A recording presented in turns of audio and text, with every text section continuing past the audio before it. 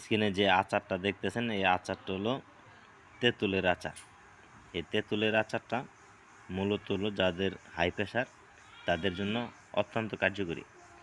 এই তেঁতুলের আচার যাদের হাই প্রেশার থাকে তারা যদি রেগুলার একটা বিচি পরিমাণ তেঁতুল যদি রেগুলার খায় তাহলে তাদের হাই প্রেশার কখনো থাকবে না। হাই প্রেশার সবসময় নিয়ন্ত্রণে থাকবে। সবসময় রেগুলার তেঁতুল খাইতে থাকবেন। এক বিচি পরিমাণে বেশি যদি খাইতে চান তাহলে আবার ক্ষতি হওয়ার সম্ভাবনা আছে। সব কিছুতে নিয়মে ওষুধ, অনিয়মে বিষ।